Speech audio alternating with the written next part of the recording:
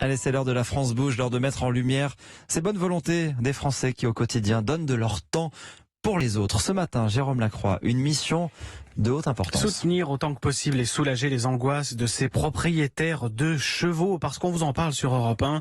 La France connaît une inexpliquée vague d'actes de cruauté envers ces animaux.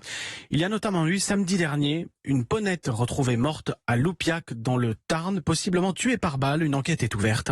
Alors en Occitanie, psychose chez les propriétaires de chevaux qui n'en dorment plus. C'est ainsi que dans le département voisin de Haute-Garonne, un groupe de citoyens décide de leur venir en aide. Alors comment ils font pour leur venir en aide concrètement ? Une présence, une surveillance toutes les nuits, et ils font cela bénévolement. Tout est parti d'un groupe Facebook créé par deux personnes, Charlotte Cachoir et Cédric Fargue. Via ce groupe Facebook, ils ont recruté, entre guillemets, d'autres volontaires qui se proposent de venir effectuer des gardes de 19h à 8h le lendemain matin, entre 2 et 6 personnes mobilisées en fonction de la taille de la propriété. C'est une présence imposante parce qu'ils viennent souvent en 4x4. Ils se positionnent à des endroits stratégiques, un véhicule au début du chemin de la propriété, un autre véhicule à l'autre bout, un troisième tout près des groupes de chevaux ou de poneys.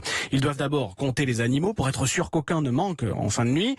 Et s'ils aperçoivent quoi que ce soit, ils appellent les gendarmes, ces derniers, qui sont prévenus de la présence des bénévoles pour éviter tout risque de confusion. Alors ça fait maintenant un certain temps qu'ils veillent toutes les nuits et qu'ils soulagent donc les propriétaires. On a enfin pu dormir, raconte l'une de ces propriétaires à la Dépêche du Midi. C'est un soutien physique mais aussi psychologique de ces bénévoles qui sont de plus en plus sollicités dans la région.